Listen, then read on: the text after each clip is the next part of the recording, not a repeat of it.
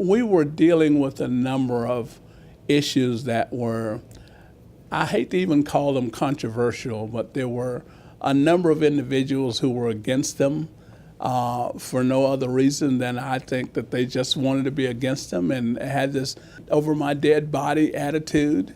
And I took great pleasure because, you know, the system will work. That's a quote from Benny. And the members will do the right thing when they know the right thing to do. And so when they would use these parliamentary methods to drive the ship off course, I would use the chairman's prerogative to explain to the membership exactly what was happening and what their choices were. And the membership always made the right decision, much to their chagrin. And I knew that it drove them nuts. But this happened throughout my entire year of leadership, and particularly when there was an attempt to table and derail the most controversial, which was the governance issue. We were approximately 42,000 members, and we still use the ancient way of having every line item, every business agenda item debated and voted on by the board of directors. And when we sign sophisticated contracts with large corporate entities, it's difficult to wait for several months before the board comes together again. So we looked at, I guess, empowering a smaller group with the authority to act for the association on a day-to-day basis, and that created much controversy. And one of the things that I recall very vividly is the division of the association on two lines. We had large associations and large real estate companies criticizing myself and the leadership team, saying that we favored, and the provisions of the change favored smaller companies and smaller associations. And conversely, we had those smaller companies and smaller associations making just the opposite argument, that we were more closely aligned with the large companies and the larger associations. So ultimately, when the spirited discussion took place on the floor of the board of directors, it was aired out. There was no attempt to stifle discussion of any kind, and it was voted approved. One of the things that I've said in speeches since then is that when the large association leadership and the large company representatives pulled me aside and said, okay, we won, we got what we wanted. And then in the next corridor, the small association representatives and the small companies pulled me aside and said, we won, we got what we wanted. Since that time, I sit as a director of the Texas Association of REALTORS, as a lifetime director, and I sit in the annual meetings of the board of directors. And I sit there with pride when I see the new governance that has stood the test of time. The leadership gives a report of the state of the association, and that report is received by its shareholder representatives, the board of directors, and we operate now in the 90+ thousand member category, much like a sophisticated corporation who can act swiftly on behalf of its contingency. Probably a surprise that should not have been a surprise was the, I guess, pride that the members of the Texas Association of REALTORS had in its leadership. And that was demonstrated across the state again and again. Benny McMillan, who's the CEO for the Texas Association of REALTORS, I traveled with him, as did presidents before me and after him, so that there was an Austin, Texas presence, that we weren't in an ivory tower here.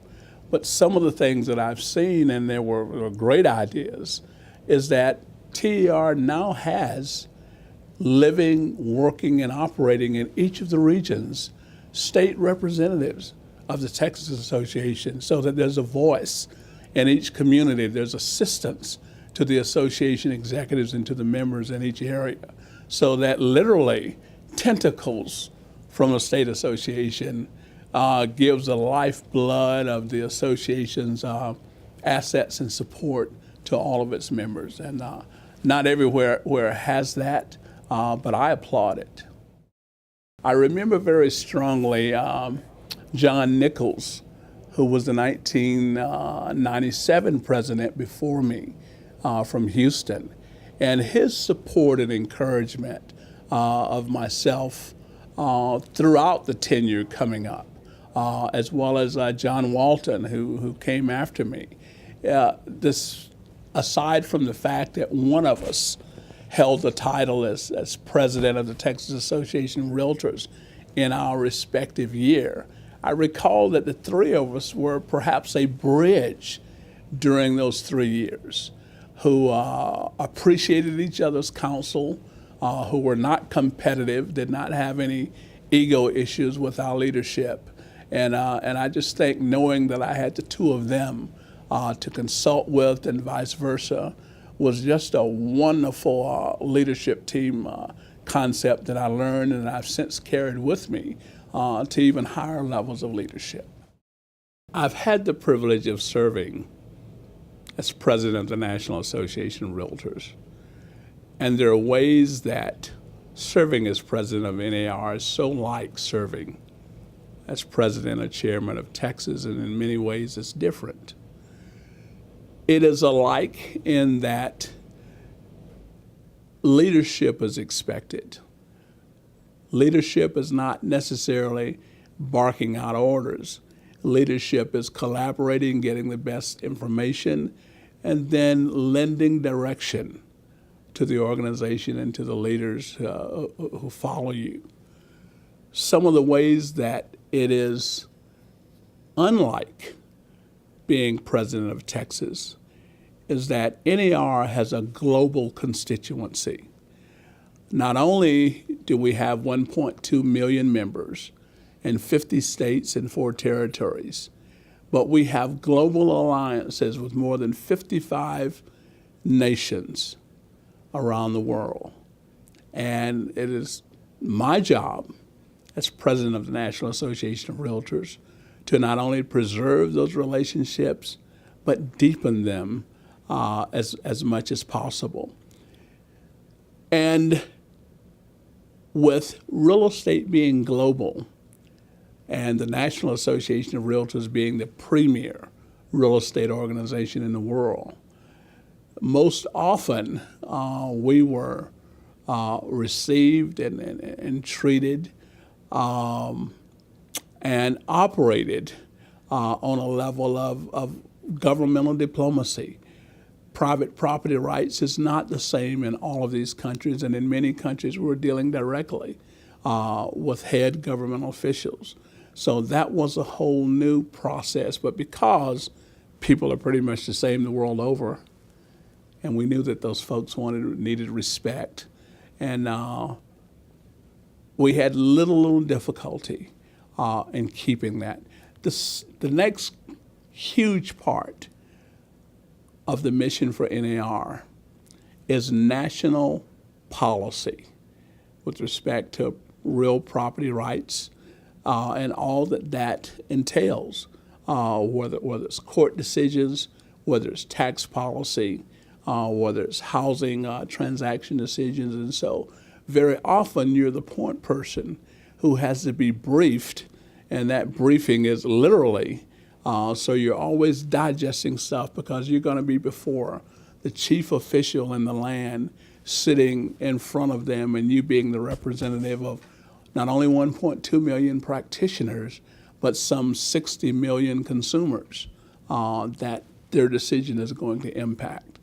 And that was, it's being president of TAR was incredible, but having been president of the National Association of REALTORS has certainly moved that to another level. On our last visit to an association, Benny McMahon and I were driving back to the hotel, and he surprised me with the question, because it was toward the end of the year, and the question was, well, McMillan, I guess you're glad it's over. And it shocked me because I had the opposite reaction. Yes, it is over. But it's been fun. It's been awesome. And I'm saddened because being president of the Texas Association of REALTORS was the most gratifying thing I'd ever done. And I had been received so well by all of our members. And I felt like it wasn't because of me. It was because of the office and what those before me had created of the office.